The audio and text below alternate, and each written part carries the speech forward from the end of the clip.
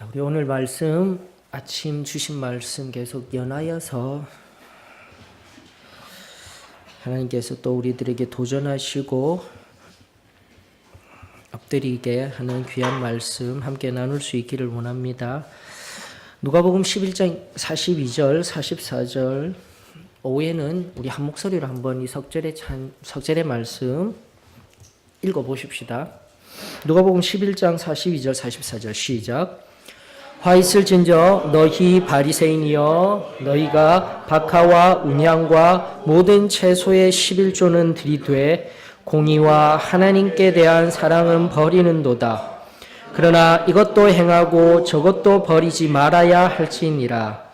화 있을진저 너희 바리새인이여 너희가 회당의 높은 자리와 시장에서 문안받는 것을 기뻐하는도다. 화 있을진저 너희여 너희는 평토장한 무덤 같아서 그 위를 밟는 사람이 알지 못하느니라. 아멘. 43절 말씀을 통하여서 우리 다시금 강조하는 말씀, 겸손하고 낮아지는 자리, 내가 죽는 그 자리에까지 가야 합니다. 끊임없이 반복되어지는 갈라디아서 2장 20절의 말씀, 그리고 빌립보서 2장의 말씀, 종의 모습들, 빌립보서 2장 9절로 시작되는 예수님의 모습들, 가장 높은 곳에서 가장 낮은 자리, 인간의 형상을 입으시고 십자가에 달려 돌아가신 그분을 바라보며 우리가 죽게 될 때 참된 겸손함의 자리에 나아갈 수 있습니다. 기억해야 할 것입니다. 그리고 42절을 통하여서 우리 살펴본 하나님을 사랑한다라면, 그리고 내가 은혜를 경험하였다라면 사회적 정의와 사회적 공의에도 우리가 눈을 돌릴 수 있어야 한다라는 것이에요.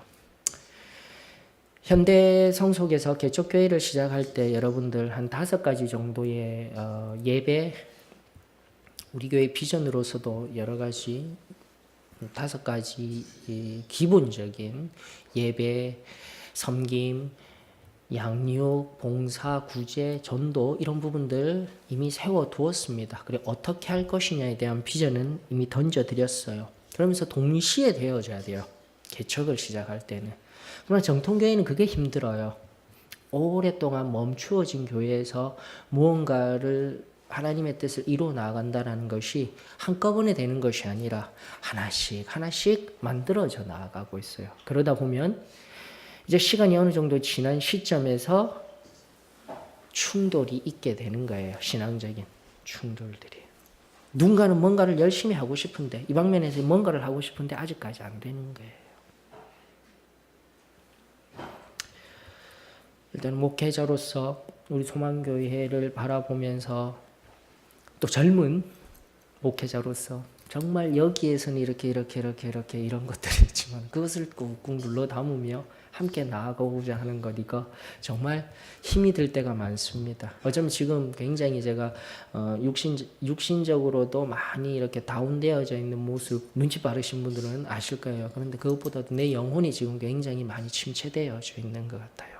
기도를 좀 해주셔요. 힘을 얻어야 되는데 이런 것들이 모든 지금 상황들이 복합적으로 되어지면서 나아가는데, 결국은 하나님 말씀 앞에 서게 되면 우리가 가야 할 길은 너무나 명확한데 가지 못함으로 인해서 제가 욕심이 많아서 그런가 봅니다. 아직 죽지를 못해서. 저 또한 죽기를 원합니다. 그러나 우리 다시 한번 더 소망교회가 우리 받은 사랑을 흘려보내기 위한 과정으로서 지금 우리 곁에 있는 이웃들을 뒤돌아보아야 하며, 그것은 물질이 풍족해서 되는 것도 아닙니다. 섬김의 손길도 있어야 되고요. 전략적인 준비들이 필요한 부분들입니다. 다시 하나님께서 우리 소망교회 위에 부으실 놀라운 은혜들을 바라보며 한 걸음 한 걸음 나아가기를 원합니다. 우리 하나님께서는 우리 교회를 사랑하십니다. 그리고 참된 이 진리를 새롭게 하시며 그 놀라운 일을 하십니다. 이 꿈을 우리가 함께 꾸며 나아가는 저와 여러분들이 되기를 원합니다. 자, 44절 보십시다. 그 전에 제 친구가 여기 군대 친구가 하나 있는데, 군대 친구가 한 번은 저에게 전화를 와서 정민 목사 이러면서 자꾸 약 올려요. 어떻게 목사가 될 사람이 아닌데 어떻게 목사가 되는지 친구들끼리는 어쩌면 저는 신화적인 인물입니다. 절대 사람을 섬기고 영혼을 구원할 수 없는 자인데 이 또한 하나님의 은혜인 줄로 감사를 드립니다. 그러면서 전화로 얘기할 때 자, 좋은 소식이 있고 나쁜 소식이 있는데 좀 들어봐 줄라나? 이러면서 전화가 왔었어요. 그래 해봐라 그랬더니는 좋은 소식은 내가 아파트 드디어 40평에 들어갔어. 그것도 아주 저렴한 가격에 샀단다 이러면서 이야기를 하더라고요. 경기도 저기 강북과 이제 맞닿은 그곳에 하나 구입했다면서 야 축하한다 정말 잘 됐다. 그래 저 자라나는 아이들에게도 넓은 집에서 참 좋겠다. 그러면서 이야기를 나누고 있는데 나쁜 소식이 뭘 것 같아? 그러는 거예요. 모르지 내가. 그랬더니 뭐라 하냐고 했냐면은 우리 집 창문을 열었더니 공동묘지가 보이네.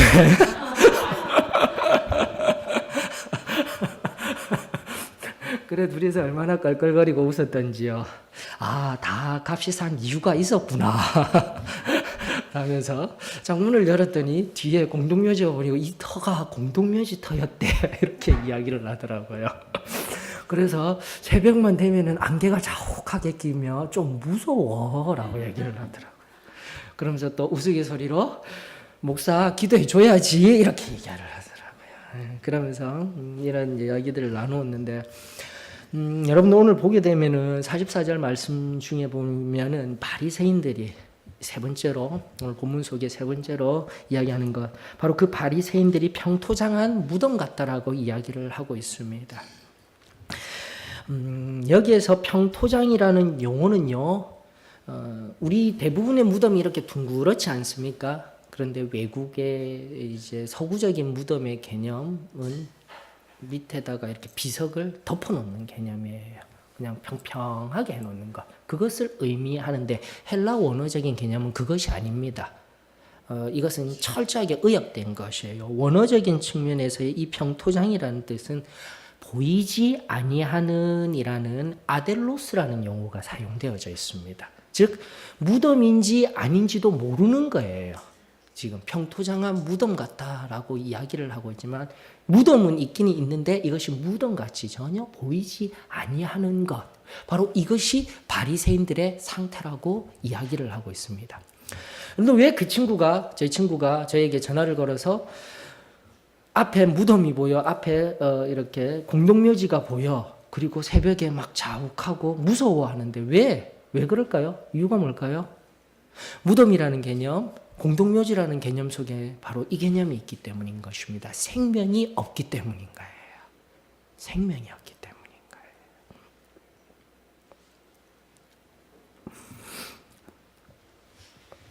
생명이 없다라는 것은 다른 말로 의미하면 뭔가 움직이고 활동적이고 숨쉬고 하는 그 모든 있어야 할 것들이 없다라는 개념하고도 동일합니다. 여러분들 인간의 근원적인 두려움 가운데 하나가 바로 이 부분이에요. 왜 죽음을 바라보며 생명이 없음을 바라보며 우리가 두려워하느냐? 궁극적으로 두려워하나? 아무것도 보이지 아니하는 무의 상태, 불확실한 상태이기 때문에 그렇습니다. 여러분들에게 질문할게요. 내가 죽음 앞에 서게 되었을 때 우리 믿는 크리스찬들은 저는 오늘 우리 여기에 모인 소망교회 성도님들은 나의 죽음 이후에 있을 천국 소망 확신하십니까? 예. 이것이 바로 크리스찬들의 죽음이라는 그 궁극적인 본원적인 두려움 앞에 우리 이 죽음 너머에 있는 영원한 생명을 알고 있기에 우리의 삶 속에 그 근원적인 두려움이 우리에게 엄습한다 할지라도 우리는 기쁨으로 나아갈 수 있어요. 그런데요, 아직도 이 소망에, 이 영원한 생명에 관한 소망이 없다라면 우리는 덜컥덜컥 죽음이라는 것에 겁이 나요. 겁이 나요. 그래서 사람들은 많은 경우 마음을 숨깁니다. 그 겁의 근원이 완전히 이 영원한 생명이 예비되어졌다는 소망에 근거한 것이 아니라 그 확신이 아니라 애둘러 표현해버려요.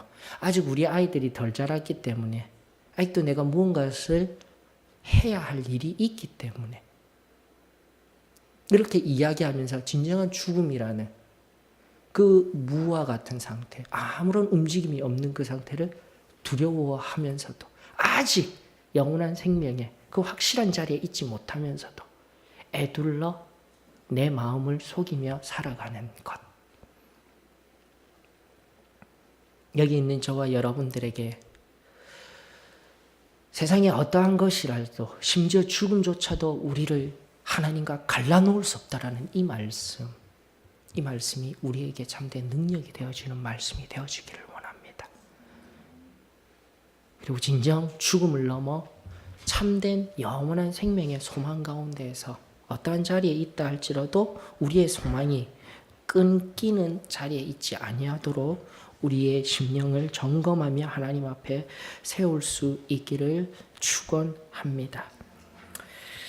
그럼에도 불구하고 여러분들 한 군데를 우리가 좀 더 보았으면 좋겠어요. 바로 그렇게 보이지 아니하는 무덤이다라고 누가복음은 그렇게 이야기를 하고 있지만 같은 공간 복음서에서 이와 같은 맥락의 이야기를 하는 마태복음은 다른 표현을 이야기를 하고 있습니다. 마태복음 23장 27절 말씀 한번 볼까요? 23장 27절, 28절. 마태복음 23장 27절, 28절. 화 있을진저 외식하는 서기관들과 바리새인들이여 회칠한 무덤 같으니 겉으로는 아름답게 보이나 그 안에는 죽은 사람의 뼈와 모든 더러운 것이 가득하도다. 이와 같이 너희도 겉으로는 사람에게 옳게 보이되 안으로는 외식과 불법이 가득하도다.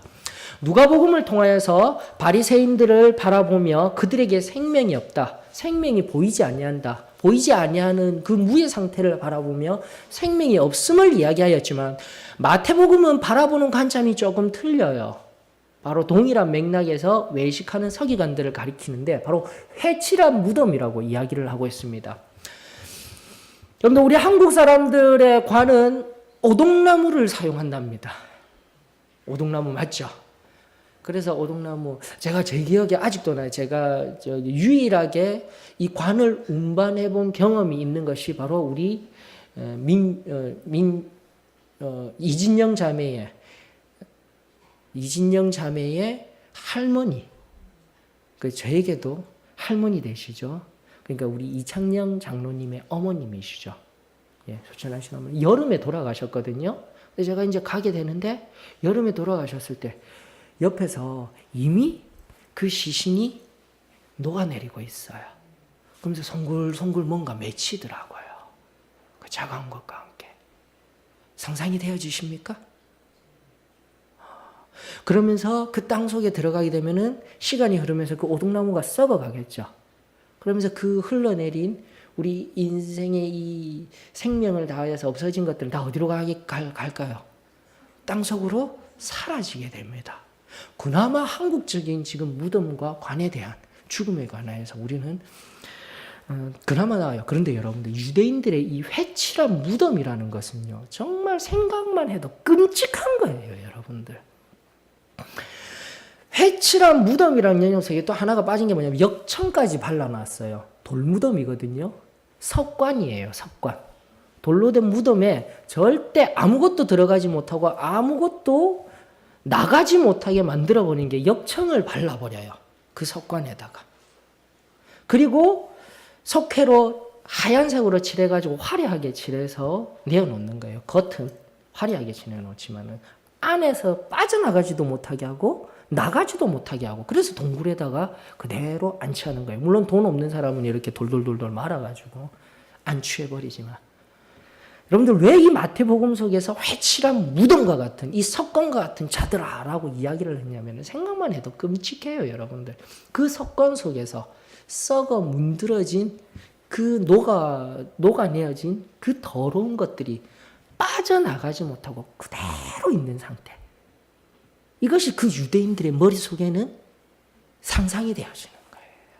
그것이 바로 바리새인들의 상태였다라는 겁니다. 여러분들. 이것이 바로 예수 그리스도를 안다 하면서도 속은 회칠한 무덤과 같이, 그리고 역청칠한 것과 같이 아무것도 못 들어오게 만들어 놓고 반지르르하게만 보이게 만들어 놓고, 이 속은 썩어 문드러져서 죽은 것들이, 죽어 없어지고 사라져야 할 것들이 사라지지도 아니하고 그 더러움들이 남아있는 그 상태.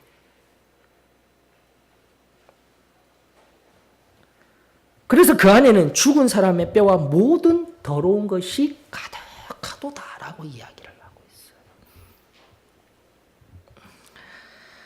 사랑하는 성도 여러분, 다시금 우리는 예수 그리스도의 보혈로 말미암아 우리의 모든 죄악, 그리고 나아가 성결의 은혜로 말미암아 우리 속에 있는 모든 쓴뿌리에, 그 모든 것들의 뿌리까지 다 뽑아져서 하나님 앞에 완전히 비워낸 모든 더러운 죄들 다 해결한 저희들임을, 저와 여러분임을 저는 믿습니다.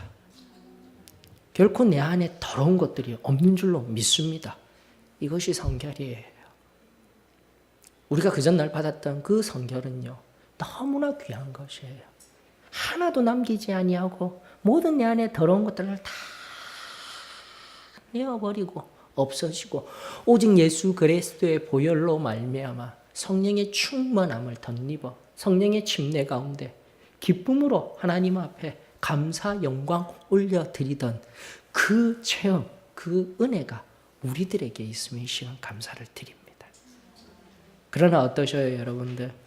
끊임없이 우리 말씀을 통해서 살피고 있지만 그것은 시점의 문제입니다.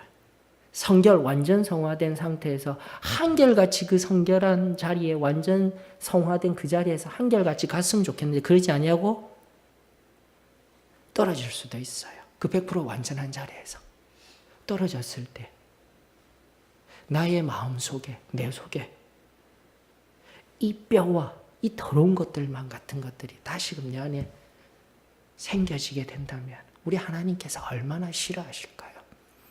그리고 순결한 나의 영혼은 그것을 극도로 싫어하고 미워져야 하지 않겠습니까? 그러나 이 마음조차도 없게 된다라면 예수님께서 오늘 바리새인들을 향하여서 던진 화 있을진저, 물론 그대로의 의미는 아닐지언정 혀를 차시며 끌끌거리시며 지체하시는 어휴 하시는 그 모습이 우리들에게도 있을 수 있음을 우리는 기억해야만 합니다. 우리 속에 있는 것들, 성경은 다른 것 이야기하지 않습니다. 여러분들, 우리 속에 있는 것들은 다른 것 아닙니다. 현대에서는 뇌과학이 발달하여서 이 뇌에서 우리의 생각들이 나옵니다 하였지만은 책 하나 소개시켜 드린 거 있죠. 습관의 힘. 뇌가 다 망가지고 결코 기억할 수도 없고 아무것도 행할 수 없는 사람이지만은 자신이 평소에 계속 했던 습관적으로 화장실 가고 습관적으로 어딘가에 갔던 곳은 찾아가는 거예요. 뇌가 다 무너졌는데도요. 우리의 생각이 뇌에만 있는 것 아니에요. 우리의 생각은 바로 여기, 이 마음 속에도. 그렇기 때문에 뇌과학이 발견하고 과학이 계속해서 발전되어지고 의학이 계속 발전되어진다 할지라도 하나님의 이 완전한 아신 가운데 조금씩 알아가는 것 뿐이에요. 이것이 진정한 믿음이에요, 여러분들. 우리 하나님은 결코 우리의 생각과 인류가 만들어 놓은 과학, 이성, 합리적인 이성, 그리고 의학, 모든 문명의 발전, 아무리 모든 것을 이룬다 할지라도 하나님 앞에 아무것도 아닌 것을 고백할 수 있는 신앙이 저는 믿음이라 믿습니다. 뇌과학이 아무리 발달한다 할지라도 그걸 어떻게 발견해요? 그럼 습관처럼 왔다 갔다 했던 거 머리에 기억이 안 되고 어디에 도대체 있었다는 겁니다. 다른 거 없습니다. 바로 우리의 마음에 뭐가 있기 때문에요. 우리의 뇌는 다 끊어져서 생각은 할 수 없을지라도 우리의 마음에 영혼이 있기 때문에 그런 거예요. 여러분.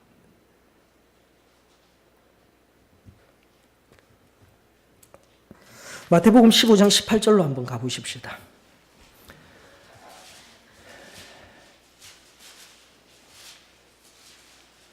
다시금 아무것도 보이지 아니하는 무와 같은 생명이 없음의 두려움, 그리고 회칠한 무덤과 같은 상태, 그것은 다른 것이 아닌 바로 18절로부터 19절까지 있는 말씀을 통해서 우리는 명확히 알 수가 있습니다. 마태복음 15장 18절, 입에서 나오는 것들은 마음에서 나오나니 이것이야말로 사람을 더럽게 하느니라. 마음에서 나오는 것은 악한 생각과 살인과 간음과 음란과 도둑질과 거짓 증언이며 비방이니. 결국은 바리새인들을 향하여서 이야기하는 것. 또다시 말씀을 찾아보지 아니하여도 바리새인이 한 세리를 향하여서 경멸하다라시 얘기하고 있었다고 했어요. 지난번 강해를 통하여서 그 경멸하듯이 기도하고 말하고 행하는 그 무엇이 어디에서부터 나온다고요? 마음에서 나오는 거예요. 오늘날에도 동일해요. 우리의 마음 가운데 바로 회칠한 무덤의 상태와 같이 더러운 것들이 아무리 내가 성결함 받았다 할지라도 하나님 앞에 성령의 침례받고 성령 충만하고 겉으로 꾸민다 할지라도 이 마음에서 입을 통하여 우리의 행함을 통하여서 반드시 흘러나오게 된다라는 이 진리. 그리고 그것이 뭐라고요? 있어서는 안 될 것들, 악한 생각, 살인, 간음, 음란, 도둑질, 거짓 증언, 행동으로 하는 형법적인 죄악도 있지만 바로 생각으로서 범하는 문제들도 이야기하고 있더라는 것입니다. 여러분들, 오늘도 우리 한 자매님이 우리 귀한 한 믿음의 레전드, 표현 좋았어요. 레전드. 부산에 내려가서 우리 어머님 그 예배를 드리면서 김상규 목사님이 말씀하시더라고요. 이제 한 분 남았다고. 우리 서울교회에서는 이제 지금 다 돌아가셨잖아요. 우리도 한 분, 문염심 어머니 한 분 계시죠? 이번 주에 우리 같이 함께 가십시다. 같이 가서 또 함께 기도하고 교제가 있기를 원합니다. 부산에서도 박부임 어머니 한 분 남으셨대요. 한 분 말씀 잘하셨어요. 순전한 믿음의 고백을 하며 그 마음에 결코 더러운 것이 없이 성결함 그대로 유지하며 단순한 그 믿음의 고백들을 교회 안에서뿐만이 아니라 세상 삶에서 온전히 이루어내며 끝까지 그 좁은 길의 삶을, 그 영적인 전투의 삶을 살아내신 그분들, 그 신앙 우리가 다시금 새롭게 새겨야 하지 않겠습니까? 우리가 받아 누려야 하며 우리가 흘려보내야 하지 않겠습니까? 그것은 다른 것에 있지 아니합니다. 오늘 본문의 말씀처럼 우리의 마음, 우리의 영혼이 거하고 있는 이 심령의 상태를 깨끗하게 살펴서 예수님 말씀하시는 것 같이 이 평토장한 무덤과 같은 자들아 라는 이 말씀 앞에서 우리는 아무 상관없는 자들이 되어지기를 원합니다. 저는 무엇보다도 이 마태복음 15장 18절에서 19절 말씀 앞에 다른 것들이야 저는 우리 성도들이 결코 이런 마음의 더러운 것들 가지고 있지 아니할 거야. 19절에 악한 생각, 이 악한이라는 것은 이불이에요, 이불. 정말 나쁜 생각들 있죠. 다른 사람들을 해코지 하려고 하는 마음들, 실질적으로 이런 생각 없으신 줄로 저는 믿습니다. 어떻게 그런 마음이 생겨요? 사랑하기도, 정말 사랑하며 살기에도 모자란 시간들, 어느 시인의 말 맞더라. 그렇습니다, 여러분들. 뒤돌아보게 되면요, 내 가족들, 우리 아버지들 많이 느끼잖아요. 자녀들 양육하고 우리 가족들 먹여 살리고자 했더니 정말 사랑하는 시간도 모자랐다라는 거. 이런 역사적인 철학적인 시인의 한 살핀과 같이 사랑하기도 모자란 시간인데 악한 생각을 가지고 잘못되기를 원한다고요? 성도로서는 그런 생각 당연히 없는 줄로 저는 믿습니다. 살인? 당연하고요. 간음? 이 시대가 아무리 음란하다 할지라도 하나님이 여기에 계신데 어떻게 그런 일이 있을 수 있어요? 저는 결코 없을 줄로 믿습니다. 요셉을 기억하십시오.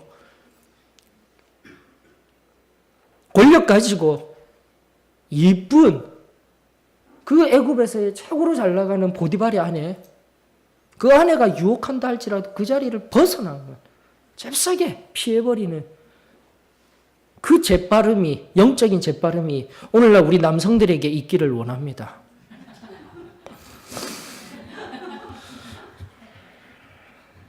안 재빨라요. 그런 데는 앉아가지고 끝까지 보고 있고. 이거 빨리 벗어나야 되는데 하면서 또각또각 눌리는 것. 아닌 것 같지만요. 오늘날에 우리 남성들의 차마 털어놓지 못할 고민이에요. 눈에 너무나 많은 것들이 들어오는데 하하 하고 웃고는 있지만 쉽지 않아요. 재빨라야 합니다. 빨리 피해버려야 돼요. 그런 자리에서는.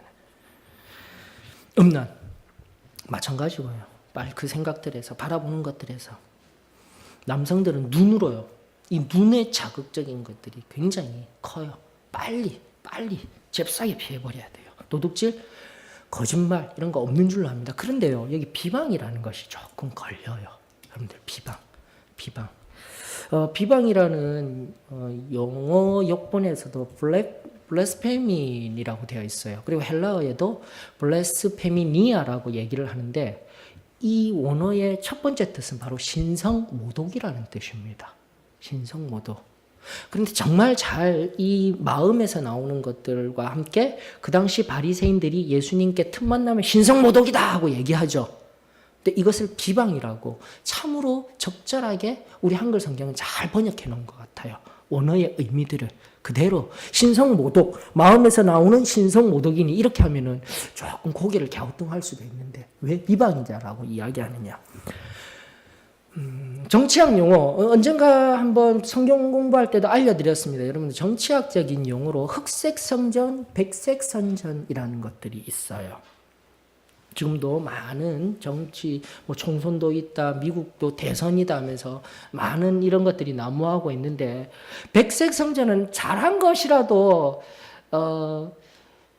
알리지 말아야 할 것들을 막 알려서 정치적으로 이용하는 거예요. 쉽게 말해서 한 것 그대로 사실이에요. 하지만 흑색선전은 완전 거짓, 날조된 것, 없는 것들을 막 만들어서 상대방 후보를 공격하는 게 바로 정치학 용어에서 되어지며 정치, 그래서 저는 도저히 믿는 사람들은 진정 하나님의 백성들이 이 정치를 하나님 붙들고 하지 않는 이상은 참 힘든 직업 중에 하나가 정치가들인 것 같아요. 근데 우리나라 어떻게 된 건지 우리나라 국회의원들 3분의 1은 다 기독교라고 하더라고요.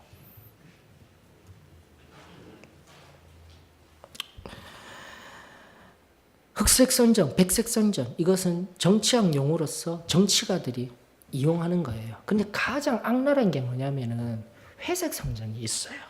회색성전. 쉽게 말하면 그렇다 카더라라는 거예요. 애매모호한 것들. 여러분들. 사실인 것 같기도 하고 아닌 것 같기도 하고 그러놓고 말 그렇다 카대 이러면서 퍼뜨려 놓고는 나의 정치적 유익을 위해 행하는 것. 자, 잠깐 멈추어서 왜 제가 이 말을 드렸을까요? 이 비방이라는 이 용어 속에 바로 이와 같은 의미들이 녹아져 있는 거예요, 여러분들. 나는 아무 말 없이 어디서 누가 그러다 카두라라고 얘기한 것들이 우리 형제를, 우리 자매를 아프게 하고 넘어뜨리게 하고 힘들게 하는 용어가 내 입에 습관적으로 사용되어지고 있지는 아니한지 점검해 보아야 합니다. 지금 저는 완전히 나뉘어진 흑색 선전을 얘기하는 것이 아니에요. 거짓말하라는 것이 아니에요. 비방이라 생각하면 막 거짓말해서 없는 것 막 지어내는 것 같죠. 아니에요, 여러분들.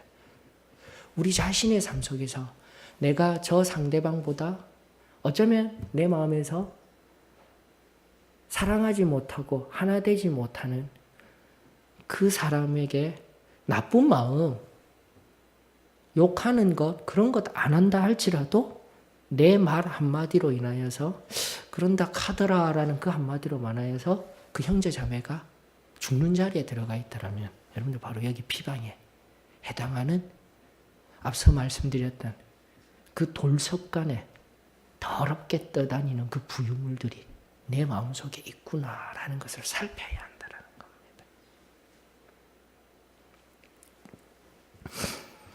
다시금 하나님의 말씀과 우리가 받은 성결함의 은혜는 정말 깊은 자리의 은혜들입니다. 우리가 제일 처음 이 은혜를 받았을 때는 정말 적은 것 하나라도 어느 분이 얘기하였어요. 물컵 한 잔 쏟아도 그것이 참 너무나도 아파서 너무나도 미안해서 정말 미안하다 하였지만 턱 쏟아도 별거 없지 아무것도 아니지. 우리의 마음이 화인 맞은 것 같이 점점 더 그렇게 나아가고 있어요. 형제 자매에게 아픈 말 해놓고 그럴 수 있지. 형제 자매에게 또 나에게는 정당한 일이라 할지라도 아프게 해놓고 아무렇지도 않은데 살아가는 오늘날 우리의 마음속에서 다시 한번 더 성결의 그 깊은 자리를 회복하는 은혜가 있기를 원합니다. 바로 그런 자리가 생명력이 없는 자리예요. 또 그 생명력이 없는 자리, 여기 생명 없음 이렇게 되었으면 좋겠는데 그렇지 아니하고 생명 없는 것 같지도 아니한 것 같이, 오늘 용어들이 좀 난해합니다. 그런 것 같이 카더라 뭐 이런 것들 정말이에요. 우리 입술에, 우리의 생각에, 우리의 마음에 이런 용어들, 이런 언행심사들이 있어요. 그걸 우리 하나님 앞에서 온전히 예수 그리스도의 보혈로 맑게 씻어내는 은혜가 있었으면 좋겠습니다. 그럼 마지막으로 살펴야 될 것, 바로 화 있을진저 너희 바리새인이여 라고 얘기하는데, 바리새인 얘기해 드렸죠. 여러분들 그 에스라서 7장 10절에 한번 가보십시다. 학자들이 이야기하는 바리새인이 언제부터 생긴 사람들일까 하였을 때 바로 이 에스라 학자를 이야기를 합니다.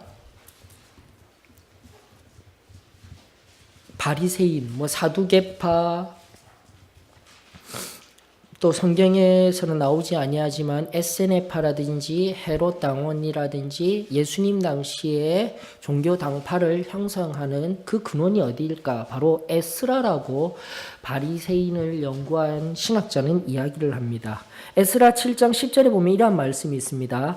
에스라가 여호와의 율법을 연구하여 준행하며 율례와 규례를 이스라엘에게 가르치기로 결심하였더라. 만약 바리새인, 그 당시 예수님 당시에 에스라서 7장 10절입니다. 에스라서 7장 10절. 예수님 당시에 그 바리새인들이 백성들을 지도하고 말씀을 가르치는 위치에 있었던 그들이 바로 진정으로 이 말씀에 근거하여서 몇몇 신학자들에 의하여서 에스라가 그렇다라면 이 바리새인들의 제일 처음 시작되는 동기는 너무나 좋았던 거예요, 여러분들. 바벨론 선전이 완전히 회파되어지고 온 신앙이 완전히 허물어진 그때에 에스라라는 한 사람이 일어나 하나님의 말씀, 율법을 철두철미하게 연구한 것뿐만이 아니라 어떻게 해요? 준행하고, 성경이 끊임없이 이야기하는, 머리로서만 알고 연구해서 아는 것으로 끝나는 것이 아니라 내가 내 삶 속에서 행하면서 살아내면서 그 율례와 규례를 이스라엘에게 가르치기로 결심하였더라. 이것이 바로 바리새인들의 첫 번째 시작이에요. 그러면서요, 성경은 침묵하고 있지만 바로 에스라, 느헤미야 사후, 말라기 선지자를 통해서 너희들 다시 하나님 앞에 돌아오라 이러면서 성경이 BC 400년 이후로 끊어져 버렸어요. 400년 동안의 침묵하는 그 기간에 쉽게 설명하자면 로마에 의하여서도 유대인들이 고통을 당하고요. 더 거슬러 올라가면은 헬라 제국, 알렉산더의 사후 쪼개어진 그 나라에 서로 다투가는 그 상황 속에서 자신들은 헬라 제국에 편입되어져서 이미 로마 제국 전에 식민지화된 상태였어요. 특별히 셀류쿠스라는 왕조, 즉 그 왕조가 되어지는 것은 알렉산더 대제, 그 대왕의 한 군대 장관이었던 사람이 세운 왕조예요. 어렵게 가지는 않을 것입니다. 성경이 없기 때문에 중간기의 역사를 얘기할 때 그 셀류커스 왕조의 안티오쿠스 에피파네스 4세 발음하기도 힘든 사람입니다. 안 외우셔도 됩니다. 그 사람이 들어서서 그 예루살렘 성전에 끔찍한 일을 하는 게 있어요. 제우스 신상도 막 세워버리고요. 돼지 살갗을 벗겨가지고 피가 뚝뚝 떨어지는데 유대인들이 돼지를 부정한 음식으로 생각하잖아요. 그 성전에 들어와서 예배 드리고 싶으면 혀로 핥으래요. 이 정도로 극심한 악을 행하던 이들을 상대로 일어난 사람들이 있었는데 바로 하시딤이라는 사람들이 있어요. 하시딤. 그 하시딤이라는 뜻은 경건한 자입니다. 그들이 바로 이 에스라, 바벨론 당시에 하나님의 율법과 율례를 가르치던 그들을 뒤따르며 일어난 바리새인들의 또 다른 모습, 경건한 모습으로 우리는 결코 여기에 굴할 수 없어라며 일어난 사람 중에 한 야콥이라는 아들도 있었고 마캅이라는 가족들 제사장이 있었는데 그 제사장 바로 그 하시딤이라는 제사장 중에 한 사람이 일어나서 결국 BC 164년에 셀루커스 왕조로부터 유대인들이 독립하는 것이 나오고 있습니다. 성경에는 없어요. 그러나 그 절기를 기념하는 그 절기의 이름은 요한복음서에 나옵니다. 수전절이라고 하여서요. 유대인의 하누카라고 이야기를 합니다. 유대인들에게는 굉장히 중요한 절기이자 우리나라 같으면 독립기념일과 같은 절기예요.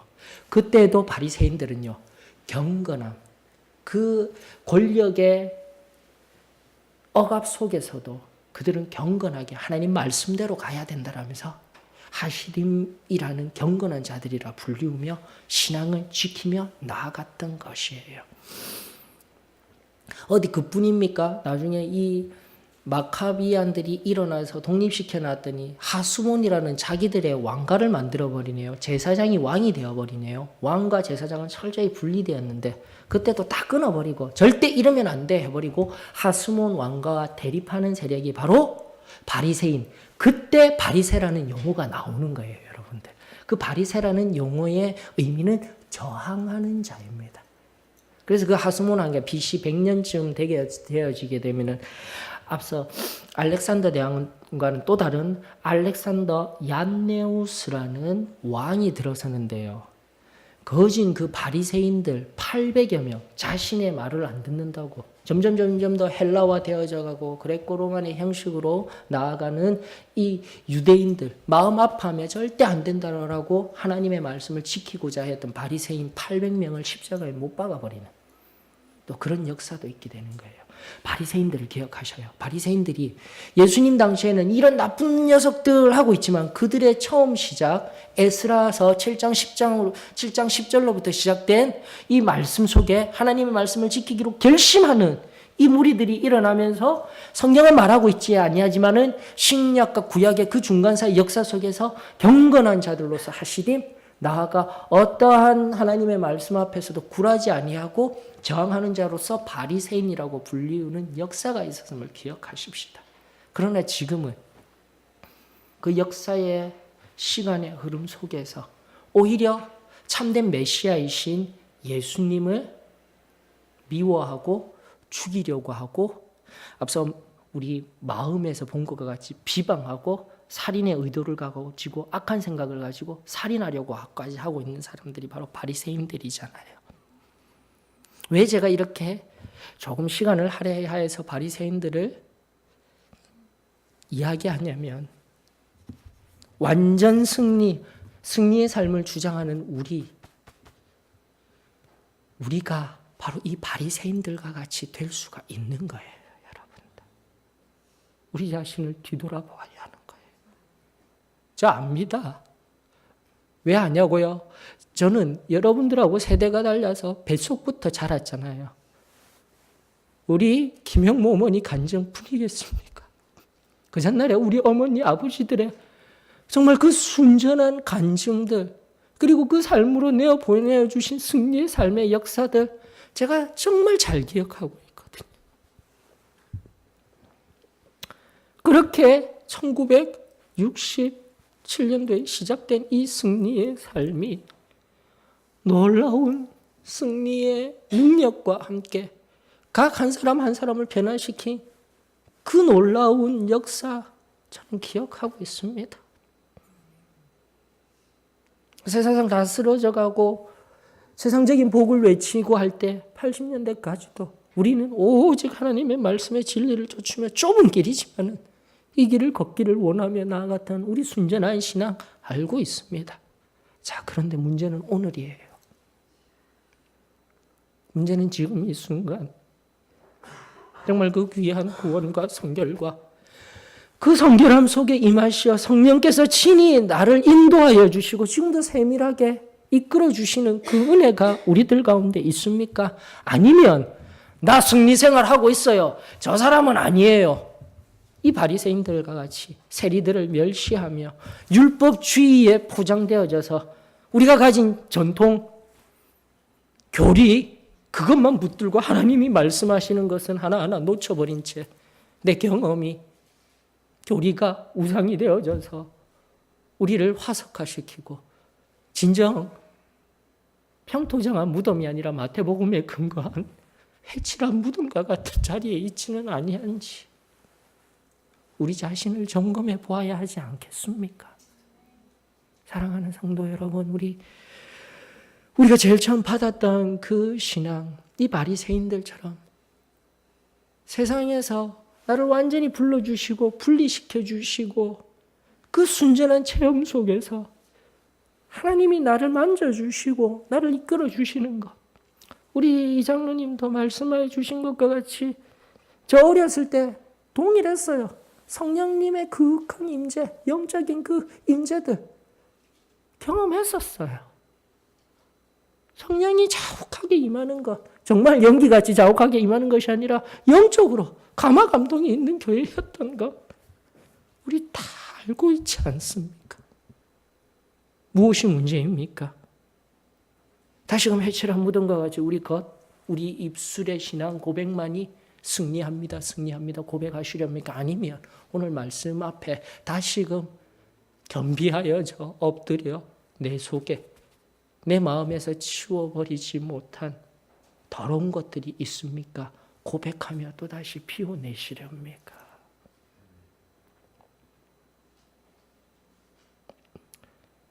그리고 진정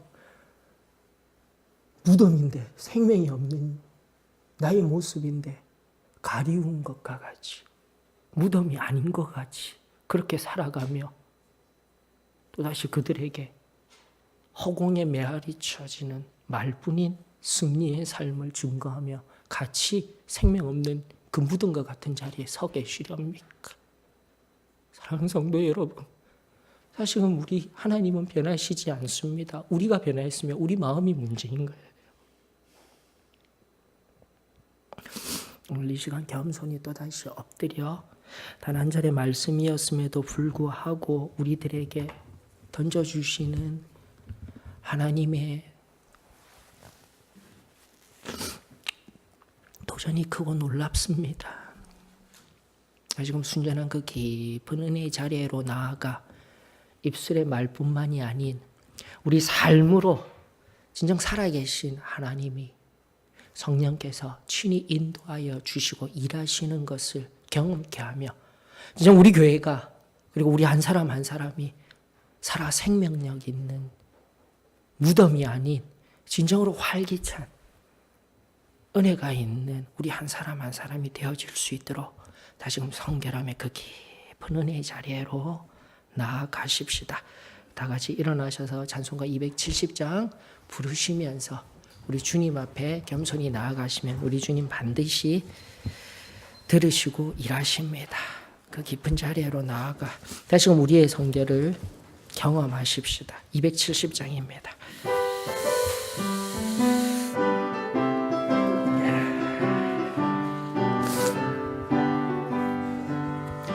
변찮는 주님의 사랑과 거룩한 보혈의 공로를 우리 다 찬양을 합시다. 주님을 만나볼 때까지 예수는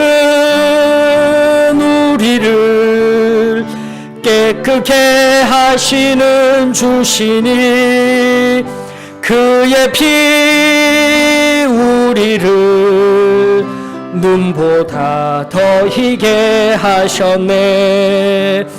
우리를 깨끗게 한 피는 무궁한 생명의 물일새 생명의 구원을 받은 자 하나님 찬양을 합시다. 예수는 우리를 깨끗게 하시는 주시니 그의 피 우리를 눈보다 더 희게 하셨네. 주님의 거룩한 보혈을 날마다 입으로 간증해 담대히 싸우며 나가세. 천국에 들어갈 때까지 예수는